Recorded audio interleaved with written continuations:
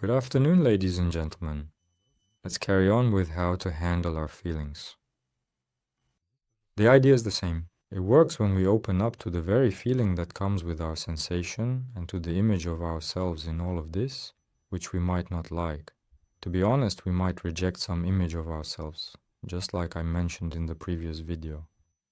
The story about me, the one who didn't achieve anything, right? About a loser, a total failure. Well, when I accepted myself like that, allowed myself to be that way, it immediately became easier.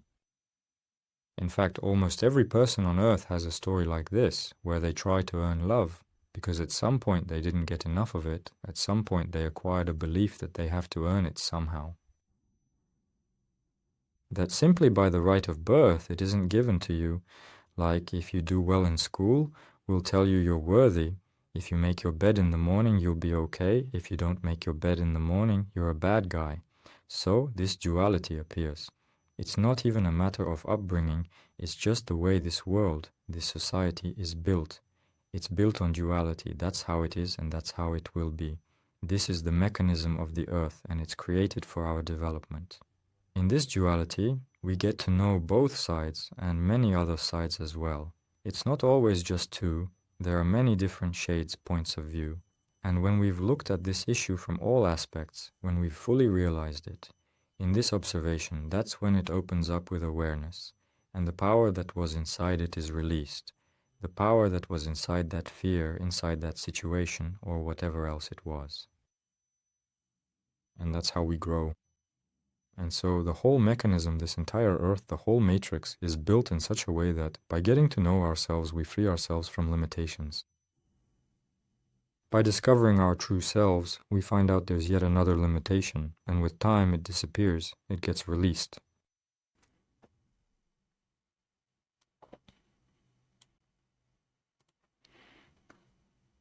When we accept the consequences, the sensations that come from those consequences, then we develop immunity to unpleasant feelings. If there's pain in the chest, we observe the pain in the chest. This pain around heart can be frightening. You might think, what if I open up to it? What if I start feeling real sick? What if I have a heart attack or some kind of heart issue? Let me make it straight. It's not always pain in the heart area. Very often it's some kind of intercostal spasms because there are a lot of nerve endings taking place in the chest. Even if it is the heart, it's nothing to be afraid of. I've had it many times. In fact, I had some congenital heart issues. I don't even know if I still have them now, but I haven't felt those symptoms in a very long time. After I started practicing, all of that began to go away quite quickly. The same thing happened with my spine and with headaches, with migraines, which I used to have very often. All of that went away, literally after a year or two of practice. All of this started to dissolve and very quickly began to disappear. Along this journey, a lot of tension was released inside, something in the ribs, something in the chest, in the shoulders, in the back, all over the body, in the legs, in the pelvic area. There were always these sharp pains, tingling, some acute sensations throughout the whole body, as if something was piercing the body, as if, I don't know, as if someone pulled a metal needle out of you. And each time it was, well, not very pleasant to put it right, but along with all these unpleasant sensations, something would leave that seemed to be in the way. So there was always this feeling of relief, as if there was something unnecessary inside you and suddenly it left you. So it really is a very pleasant feeling of being freed from something, from some kind of heaviness. It just leaves and you feel much more comfortable. And then, after a while, as time goes by, that feeling of fear about some kind of pain stops coming up. But when new sensations come up, ones you haven't worked through yet, that fear can still be there.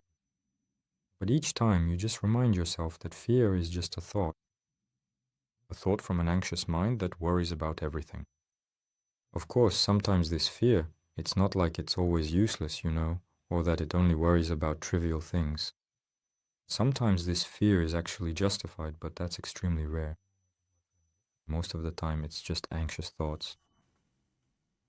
And when we accept all the consequences, and consequences are, again, just sensations, then the fear goes away.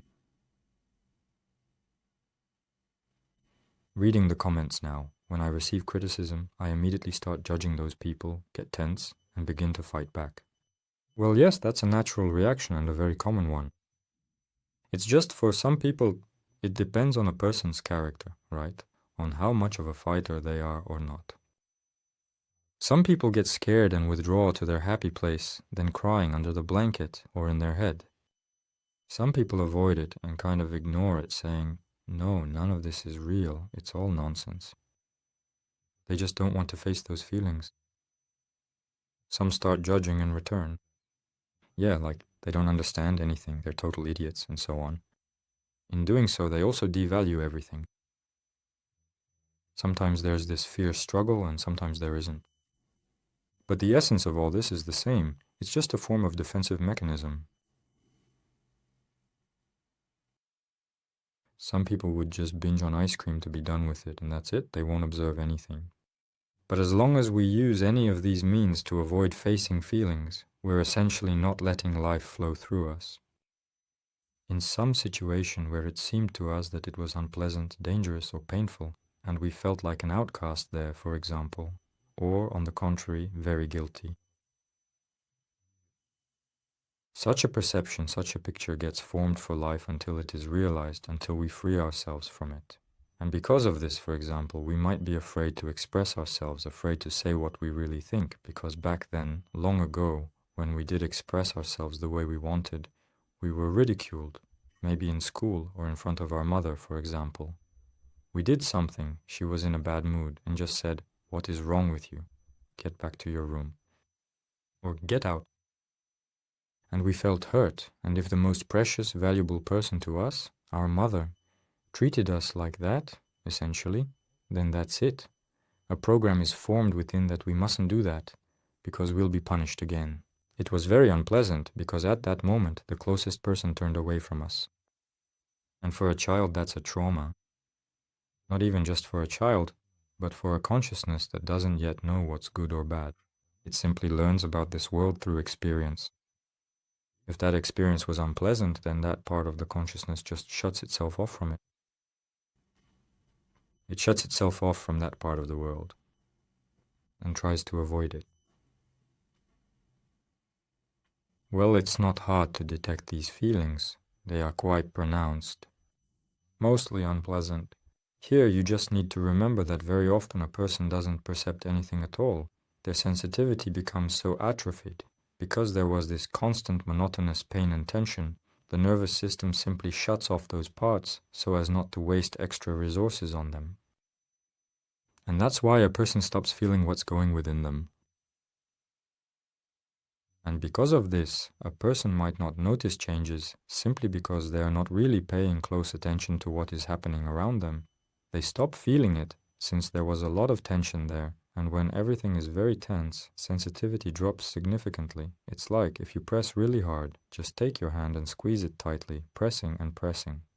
While you're experiencing this strong sensation, if someone gently and softly strokes your skin nearby, barely touching it with their finger, you probably won't notice it at all. You won't notice this lighter sensation because the stronger sensation will draw all your attention, and it's so monotonous. And that's why the more subtle sensations just pass you by. And for the person, everything becomes, well, just same.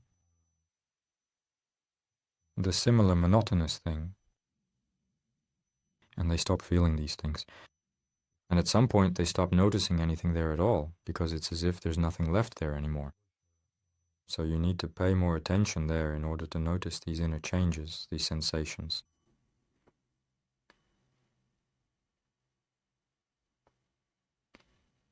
But when we pay more and more attention there, when we practice this observation and try to feel things with interest, with love, or at least unconditionally, our sensitivity increases. So it gradually grows up. Everything returns to normal again.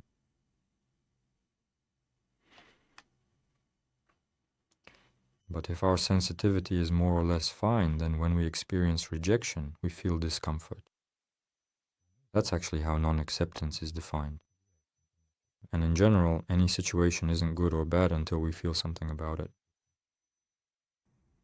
A bad situation causes us discomfort. That's how we determine whether a sensation is good or bad. If there's discomfort, then it's some kind of bad sensation. We call it that. Pain is called pain because it causes discomfort. What doesn't cause discomfort isn't called pain. It's exactly the same with non-acceptance. If there's something that seems bad to us, it is bad for us only because we experience discomfort. In other words, these are certain sensations.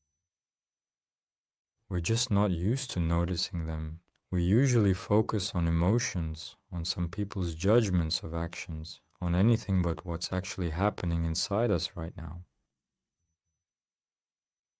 First and foremost, you need to learn to observe your own sensations, what's happening inside you, rather than focusing on the outside. Even if you read the questions people usually ask, they're mostly about external things. It's very rare to hear questions about sensations, very rare to hear questions about what a person is actually feeling. Most often, these are questions like, he did this and I got offended, so what should I do about it? How should I act correctly?